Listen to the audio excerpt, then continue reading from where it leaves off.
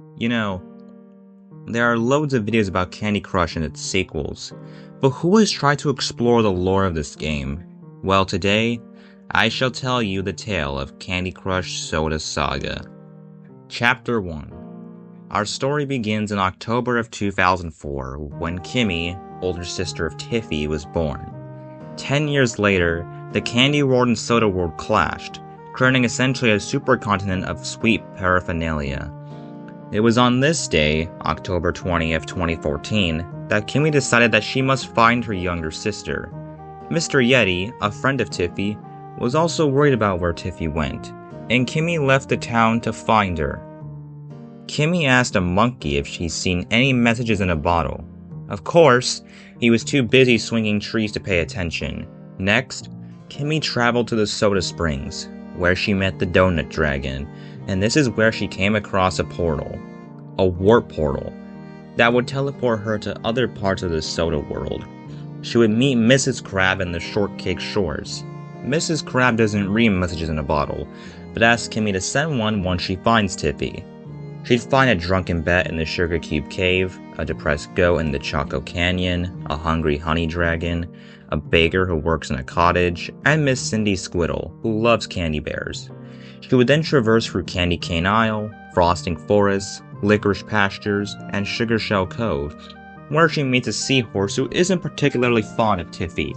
She enters the candy factory, where the Licorice Cyclops is panicking due to Tiffy leaving the factory in peril.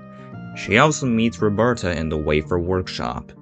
After visiting Gooey Glacier and Glazed Everglade, she enters the Palm Sugar Oasis, where she meets Jeannie Jelly Beanie, who is willing to take Kimmy to meet Tiffy. However, it is back in time.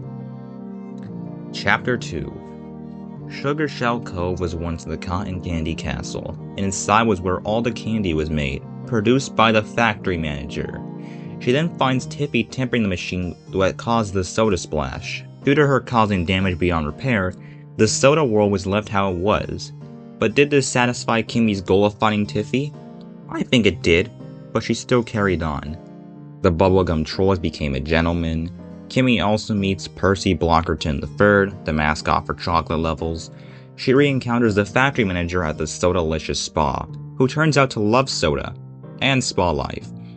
Kimmy enters the portal to find where the candies really came from, and this is where she finds the sweeter side of the Candy Kingdom. It really shows that in this world, candy and soda clash together, and are eternal. Kimmy finds a magic mirror and a candy sorcerer. A fossil was gifted a hat and mustache by Tiffy. Wonderful. She also finds a Scarilla who loves jelly. Chapter 3. Kimmy finds a gardener who's supremely busy trimming plants, a whale who's having too much fun at the ice pop pools, a laid-back crocodile who loved marshmallow kebabs, a brave-intentioned knight, a camel, and a happy-go-lucky pear. Kimmy finds happiness and magic in the Sponge Sugar Carnival, where she's greeted by an overjoyed hippo, a saddened Frankenstein monster who runs a roller coaster, and a monkey organist who runs the candy carousel. Kimmy then meets a hungry beaver, a jelly-cooking witch, and whatever that thing is. In the Gingerbread Pines, Kimmy meets a snowman with a pet gingerbread pig, an elf who's freezing his butt off, a penguin who loves fishing, a peacock who sells fish, a monkey king who loves gumdrops, and this dragon mother with a Fruit Loop bracelet as her neck. At the Bubblegum Blue Shift, we meet Alan, a character from the first game. This is after his rocket was repaired. On Pastry Planet, Kimmy meets the Donut Dog, and she also visits Red Velvet Villa, where she finds this Cupid rabbit. Kimmy learns martial arts at the Sugary Zen Garden, has a fiesta at the Piñata Party, and admires the rosy raspberry lake. Kimmy will step into the land of Candy Oz and meets the Good Witch and the Bear Munchkins. She of course follows the Yellow Brick Road, and meets this brainless scarecrow and all of his murderous friends. At the Peppermint Province, we meet the Cowardly Lion, literally cowardly. Kimmy then discovers the Soda Springs source, and also meeting the Heartless Tin Man, who is crying his heart out. She then finds the Bad Witch in her licorice lair, of course caring less about finding Tiffy. In the Emerald Estate, Kimmy finds... could it be? No. It's just an old man, who is revealed after completing level 1000. The old man knows about Kimmy's quest, who although can't help her, believes a fairy might. A fairy might? Chapter 5. Kimmy meets the captain, who lets her borrow his boat, a sentient boat, the Yummy Yacht. After reaching a stop, Kimmy meets Nami, the Loch Gnaw monster. Kimmy then travels underwater and encounters Girl Boss Shark, Crazy Narwhal, and Depressed Whale, who turns out to be the mailman, or Male Whale, who has a soda allergy and apparently lost a message in a bottle as a result. Kimmy goes to a performance and meets a busy spider, Mr. Toffee, her adoptive father, and a dancing llama. Then she goes to watch the play, where the actor is the bubblegum troll, who sings his heart out. I guess people don't like opera. At the Dango Garden, she meets this pig, a red panda, and the sushi snail. Then on Ice Cream Island, where Queen Bee excuses Tiffy's absence. But Tiffy also meets this tree and this deer impersonating a nut. Loads of traveling later, she meets Dougie Hardsnout, a mole, who also knows the dude from Diamond Digger Saga, but there's also some jelly in the tunnel. What's going on? Chapter 6. Kimmy finds the male whale again washed ashore on the butterscotch beach, and he's trapped in jelly. And the bottle is still nowhere to be found. The gardener is cleaning up all the jelly at the Sugar Plum Park, and Mr. Yeti is trying to confront the Jelly Queen at the Jellylicious Mountain. We don't know what happened after, but we can assume she was defeated, and the jelly infestation stopped. Kimmy travels to Toffee Island, where she meets an elderly tortoise, 2 lovebirds, and this dude. After visiting Fructose Field and Carib Cottages, Kimmy hops aboard the Juice Cruise and has a wonderful time, right before she travels to the castle of Semla, which has the king himself, a tavern, and a diner. After dancing and visiting the funk alleys, Kimmy visits New Sugarville, which could be a futuristic version of Sweet Streets. Kimmy goes on the Candy Crush game show. Well, not really. She sees what happens and what happens behind the scenes. Kimmy visits a library and she tells her a story. We meet a cat and this troublemaker who throws whipped cream at everyone. Kimmy learns astronomy at a lab, pond, and cliff, where she stargazes with a goat.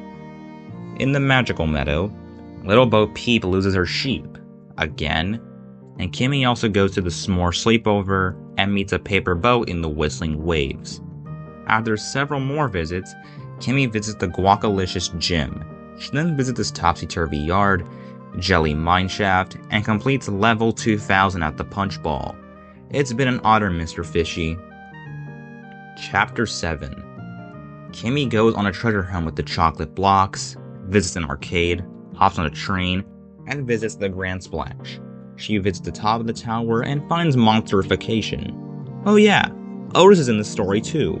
I guess he's been having trouble dreaming. After traversing through another ocean and finding Saltlantis, Kimmy lands at the Pastry Port and finds Mr. Toffee at Choco Square, and the factory manager at the Sunday Market. Bubblegum Bridge is back, and is what Kimmy needs to cross in order to reach the Bear Tree at Glistening Glade. Kimmy travels all across the soda world, admiring all the places she encounters. Sometimes disaster strikes, and sometimes there's paradise within. Kimmy visits the soda cinema to watch a movie that of course is an adaptation of the Soda Splash.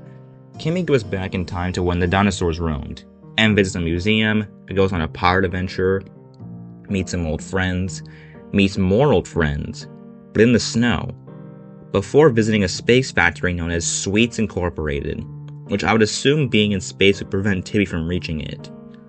We reach level 3000 and traverse through the skies, the woods, and the Cookie Club.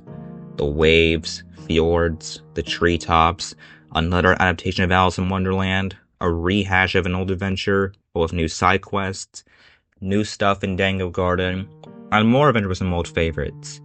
We travel through the skies on a hot air balloon, and then a beach, new stuff with more old favorites, a flood, a nighttime pirate journey, a soda factory. This area, but is now snowy, and before you know it, we're at level 4000, at the Groovy Greens. We visit the skies again, now at night, go back to the train, at night, visit an underground lab, a gummy galaxy, another movie theater with the same movie, winter cabins, even more skies, a romantic river, another festival at Dangle Garden, a honey swim, a dishwasher, and another play known as Bubblegum's Big Break. Another play about animals across the world, a movie adaptation of this one, an Easter egg hunt, this one again, another galaxy cruise. Kimmy is restless to find Tiffy, and she clearly refuses to stop no matter what. Chapter 8. We're approaching level 5000 and we find bears on a treasure hunt, another gym session, another arcade session, and lo and behold, a party. A celebration of the game's legacy, success, and of course, reaching level 5000. The exploration continued until she decided at around level 6000, it's time to go back. She went back to Candy Town to rebuild it, and make it the best place for Candy citizens to reside and wander around. This became her new focus, since she spent 6 years looking for Tiffy. With this town, it rained on her that Tiffy's always been there, spiritually. She didn't have to find Tiffy, but she's so glad she tried. She met so many new friends as a result, who were supportive of her and did their best to help. Kimmy knows that she'll see Tiffy again someday, and she still has had their reunions on occasion, but for now, Tiffy manages the town, satisfied with the knowledge that Tiffy has seen it all.